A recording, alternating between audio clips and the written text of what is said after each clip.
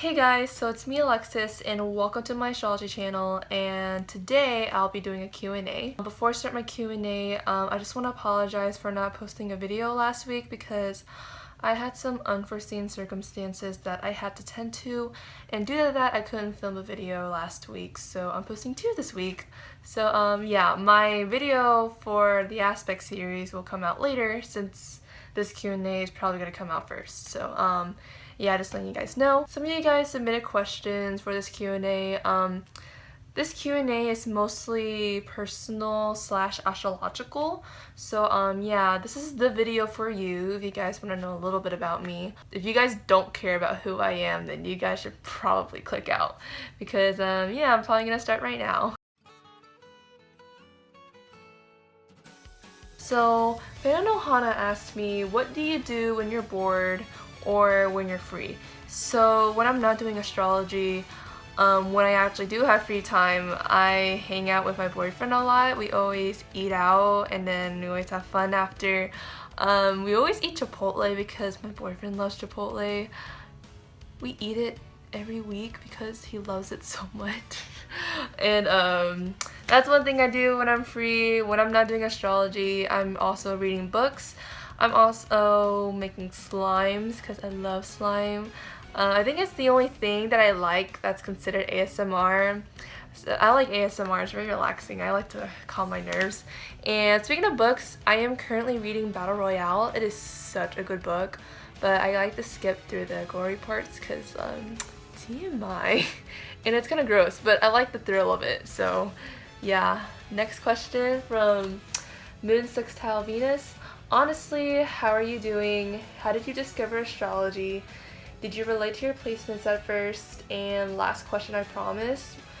What are your interests? Love you forever, Alexis. Okay, first of all, I just want to say thank you so much. Like every time I see you reply or do anything on Tumblr or when you respond to me, I just can't help but smile because you're just so positive. You're like the sun. Like you're not annoying like our actual stuff, but you're just very warm and positive, and it's just really nice. So thank you so much for asking. Honestly, how am I doing? Well, for this video, you guys actually caught me at a good time. I actually feel really nice because I just ate out with my boyfriend for dinner. I had a nice chill day at school.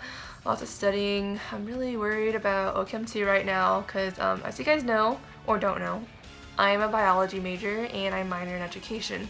And I'm currently taking organic chemistry too, and it's super hard, and yeah, I don't know if I'm gonna pass. Hopefully I pass. How did I discover astrology? On a shallow end, I've always seen astrology everywhere. I was always fascinated about reading about myself because, you know, I'm probably narcissistic in some way.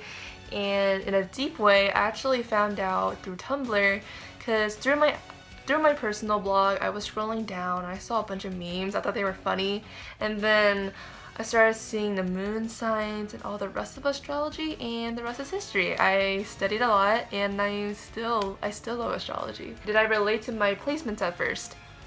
Yes, I did. Like the moment I read my natal chart and I read everything about it, I was so shocked. Like I don't even think I had a placement that I didn't relate to. Like, I know a lot of people don't relate to their placements at first, but for me, I was just like, wow, I am getting read so hard right now. I can't do this myself, but this chart can, and it just freaks me out. And it's funny because I have a 7th house stellium. So I think the reason why I could relate so strongly is because I don't have a very strong opinion of who I am in the first place. What are my interests? Astrology is pretty obvious. If you guys haven't noticed, I like to watch anime, I like to play video games, and I like to read. I'm basically a nerd, honestly. I don't do much in my free time. Like I said, I make slime.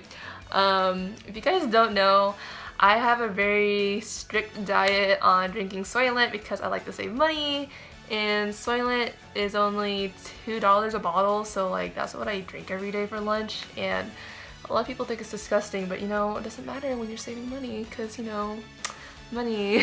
The next person is Kira.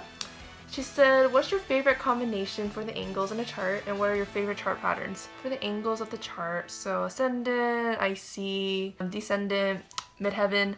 What I find most interesting for the IC and the DC is probably the Capricorn and Cancer axis. Basically the Capricorn IC to the Cancer MC, because it's my own IC MC axis.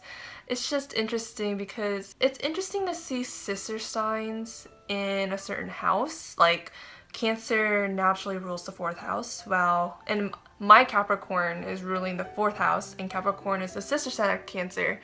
It's just interesting to see how opposite signs work out, because you would think that it would be so disastrous and so weird, but it's really not, and it kind of just shows to prove that there are no detrimental houses. For my favorite ascendant and descendant kind of combination, I like the Taurus and Scorpio axis so much. It can go either both ways, because Taurus and Scorpio are fixed, and due to that, like the whole thing with transformation through your relationships and yourself, yet being stable at the same time, I just find that idea really appealing to me. I really don't know why, and I think it's interesting because I actually have Taurus and Scorpio intercepted in my chart, so I think I just have a natural affinity for that fixed energy. My favorite chart patterns, I like yods. I do not like having one, but I do love studying them because it's so interesting to see how far a yod can go into your chart and how deep you can go with it, because a yod can tell you so many things. It's just like an isosceles triangle in your chart. 2 inconjunctions and 1 sextile, and it's just so interesting to see how it works all together.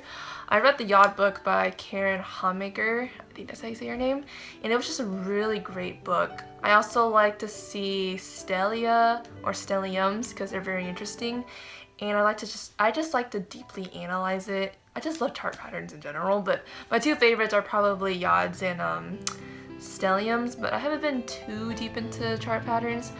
I'll say like my least favorite is like grand trines, because I think trines are boring. Like, you know, it's just boring when things are going well, but that's just me.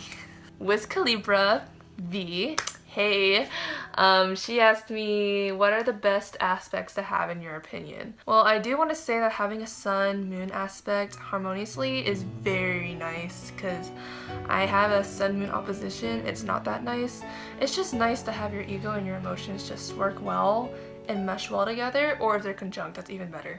Another nice aspect to have would probably be anything with Jupiter, particularly Mercury or Moon with Jupiter, because with the Moon, I feel like the Moon trine, I say trine a lot.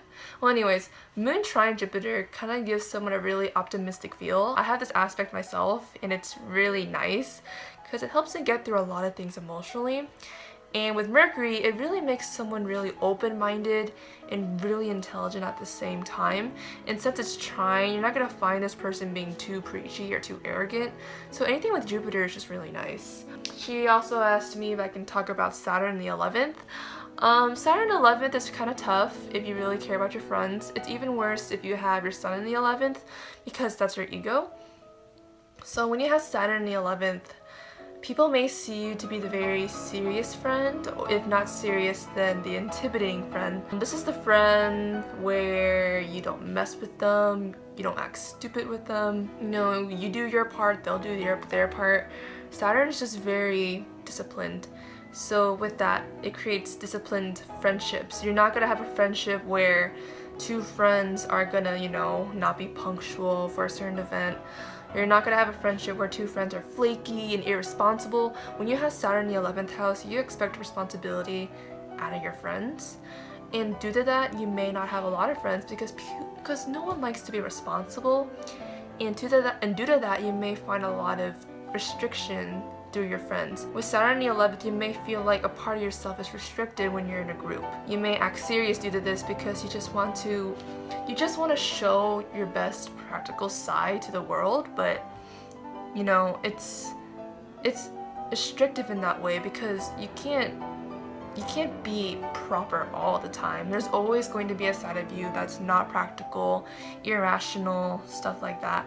and due to that there is some restriction. She also asked me to talk about Lilith in the first house conjunct the ascendant. When you have Lilith, Lilith is an asteroid, and it basically shows how we are rejected by society, and this kind of shows how we're threatening. So anybody with Lilith conjunct the ascendant really closely, people may think of this person to be a threat, but they don't know why. And not only are they a threat, they're an attractive threat. They're like fatal poison? I don't know. There's like that one phrase where like someone is super attractive but they're also really bad for you, really toxic.